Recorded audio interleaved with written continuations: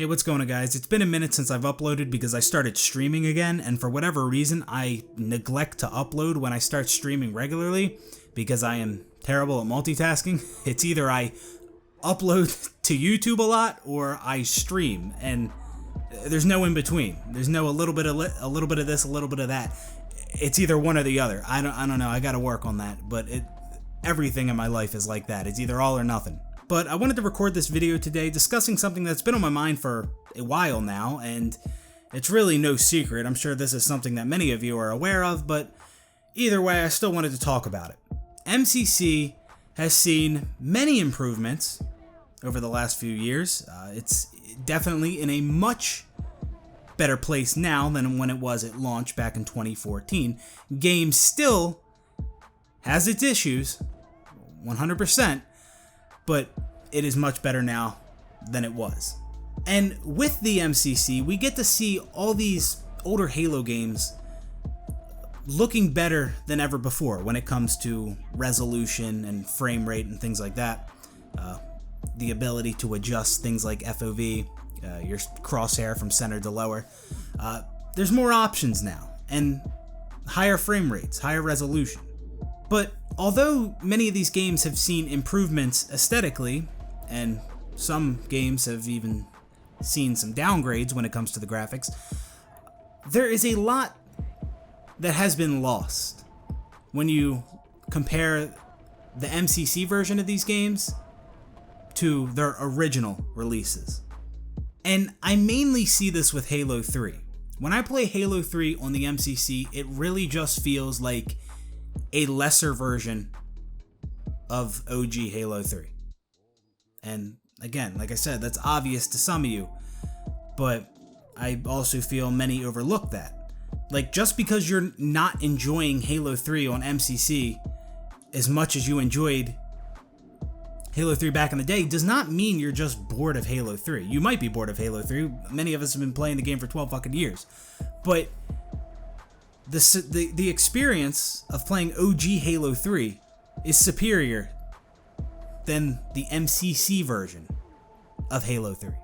I don't care how good Halo 3 looks on MCC. I don't care about the uncapped frame rate. I don't care about these things when there is so much that has been lost from the original Halo 3. And the main reason I'm focusing in on Halo 3 here is because with some of the other games in the collection, you could make the argument that the MCC version of that game is the better version. I don't know if that's true, but you could make that argument. Like, look at Halo CE, for example. Back in the day, the original Halo CE, you couldn't play it over Xbox Live. Right? Now with MCC, you can. You also have a 1 to 50 skill-based ranking system. You have the XP-based progression system. And now we have weapon and vehicle skins for Halo CE. Obviously, Halo CE's gameplay between the original CE and the MCC version is not one-to-one. There are definitely some inconsistencies there and things that are missing in the MCC version, but like, you can make a better argument that something like Halo CE in MCC is a better version than its original form. You can make a better argument about that, about CE, than with Halo 3. And even Halo Reach. Halo Reach never had a 1 to 50 ranking system, and now we do. Yeah, the Halo Reach Team Hardcore playlist is pretty dead, but we still have, Invasion for people that enjoy that. You could play that with the 1 to 50 ranking system. So I can see how some people would like the MCC versions of these games more than the originals. I can see that more so with some of the other games, but not really Halo 3. Because when I play Halo 3 on MCC, let's say I'm playing Team Hardcore, which is what I've been playing the last couple days. I've been solo queuing in that, and holy shit. Solo queuing in Halo 3 Team Hardcore. One of the worst gaming experiences I've ever had. So that's something. But anyways, I search the playlist, right? I find people, boom, I'm in the game. You go from searching to the little load screen to in the game. Just like that. But now let's look at what the experience is like searching the MLG playlist in OG Halo 3. So in OG Halo 3, you're searching, you find players, and it throws you into a pre-game lobby where you can see everybody you're playing before the game starts. Yeah, I know you can see everybody you're playing in MCC as well, since they added loading screens. Before you couldn't. But anyways, you get thrown into the pre-game lobby. You can see everybody you're playing. You can see their ranks. You can see their overall XP. You can see how much XP they have in the playlist, how many games they have played. You can check some of their stats, their highest skills. You can also check people's service record. You can check their file share just for the hell of it. Go through their screenshots. Oh, cool. This is a cool screenshot. Haven't seen that one before. I used to do that. You also, in OG Halo 3, you get a say. The players get a say in what they want to play. You can veto. And that's something players were given more control over with some of the older Halo games. Players had more say with what they wanted to play. Because with Halo 3, you had the veto system, and then Halo Reach and Halo 4, you had the voting system. You could vote for which map and game type you wanted to play out of the three. So, back to the pregame lobbies. I think pregame lobbies are great for Halo. I think they're great for any game. And it definitely adds more to the experience. But then, let's also look at the Halo 3 playlists. Currently in OG Halo 3, you have 6 ranked playlists. Over the course of Halo 3's lifespan, you had many different ranked playlists, even more than 6 at certain times. And then you have currently 7 social playlists. Well, actually 8 social playlists if you want to count 7 on the 7th. And in MCC, you only have 3 ranked Halo 3 playlists. Team Slayer, Team Hardcore, and Team Doubles. Now, I understand why that is, because MCC is a collection of multiple different Halo games, right? It's not the Halo 3 collection.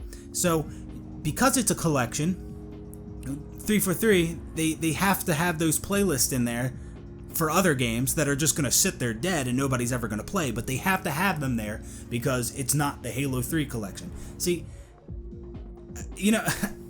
honestly, if Halo 3 is the most popular game and that's what everyone's fucking playing, then I don't care if all the ranked playlists are Halo 3, if they're going to be populated. That makes sense. If that's what people want to play, then give it to them. We don't need a Halo 2 ranked playlist to just be sitting there that no one's playing. It just doesn't make any sense. And then, of course, if they ever remove that playlist, you're going to have some of the people, some of the Halo 2 diehards crying that they removed the playlist, even though they never play the playlist. It's crazy, man. And that's one of the main reasons I've never been a huge fan of Halo the Master Chief Collection, because it really was a recipe for disaster. You got many different games in one. Many different old games that people really weren't playing anymore. And now, all those games, 343 tried to treat all those games equally. And if you remember, MCC started off with cross-game playlists, which I'm very glad that those are gone, because that was terrible. I mean, just because I want to play Halo 3 does not mean I'm going to be okay with playing H2A. No, if I want to play Halo 3, I want to play Halo 3. But with MCC being a collection, you can't have all these different ranked playlists for one game like you could back when that game was the main focus when it originally released. When Halo 2 released, you had multiple different ranked playlists for Halo 2 and multiple different social playlists for Halo 2. Halo 3, same thing. Ranked playlists, Team Snipers, Team SWAT, Team Doubles, Lone Wolves, all these different ranked playlists just for Halo 3. And then you had the social playlists. But with the collection, all the games need to have their place. They all need to have their playlist. And because of that, all the games in the collection are not reaching their full potential. This is why I say, instead of a Halo Master Chief Collection, I would have preferred we gotten a Halo CE Anniversary back when we did, but when we got that, I wish it would have had the multiplayer with it, the original Halo CE multiplayer, and maybe the graphics in that were remastered, or maybe it was just, upscaled resolution and higher frame rates like it is in MCC. Either way.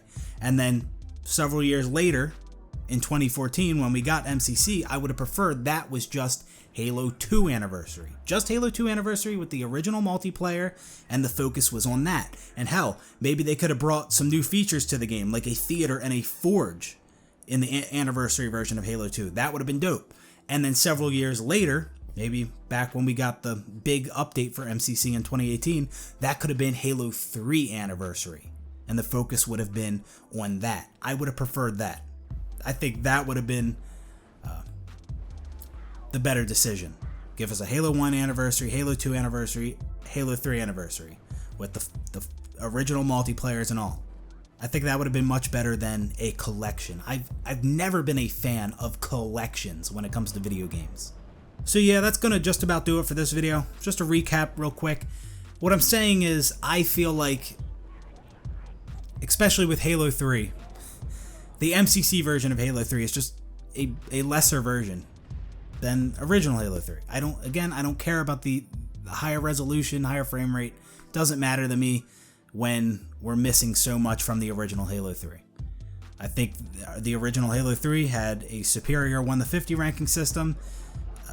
We don't have the XP based progression system from the original Halo 3, where you could gain overall XP by playing whatever playlist you want, and you could also gain XP per playlist, and you could see that in your service record, how much XP you had in each playlist. In the pregame lobby, you could see how much XP everybody had in that playlist. You could see their overall XP, you could see their rank.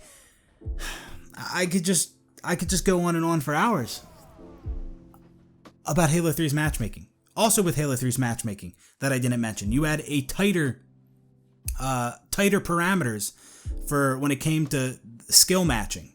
It was just 10 above, 10 below. Now with MCC, I believe it's 15. It might be different per playlist, but yeah, with OG Halo 3, you had tighter parameters for the skill matching, and you had more strict party matching in original Halo 3.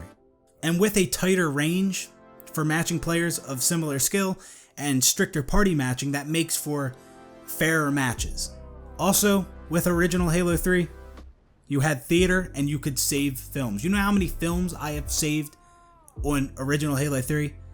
Yeah, I know you could only save like a maximum of 100, but I had multiple different accounts, so I have plenty of videos and screenshots saved on OG Halo 3. You can't even take screenshots anymore in MCC.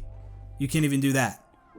And you obviously can't save films on MCC either. So there's a bunch of different things that we're missing from the original Halo 3 that have not been carried over to MCC. And that could be said for some of the other games as well in the collection, but I just wanted to focus in on Halo 3 for this one because I think Halo 3 has lost the most. Now, when it comes to the actual gameplay itself, I mean, damn near all the games in the collection have inconsistencies within the gameplay, whether that's shot reg or whatever. There's differences between the gameplay for the games in the MCC compared to their original forms. So I don't know for sure, but something like Halo CE, there might be more wrong with Halo CE's gameplay in MCC than Halo 3's. But I'm talking about features, service records, ranking systems, theater, things like that. So yeah, that's it for this one, guys.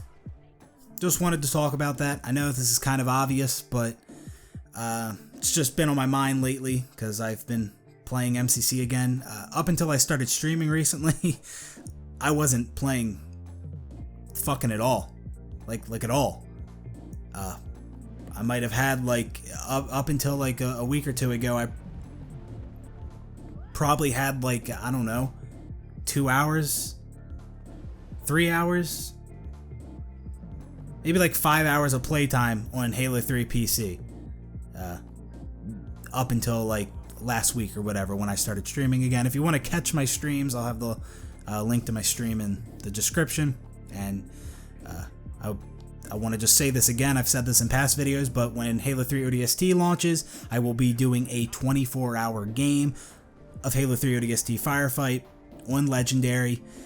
If we die and run out of lives and we lose, I restart the 24 hours. The longest I will let the stream go is 48, but I don't think that'll be necessary. I'm pretty sure we won't run out of lives. The Halo 3 ODST firefight, it can be difficult, but I don't think it's that difficult that I'll have to worry about running out of lives. But yeah, that's happening.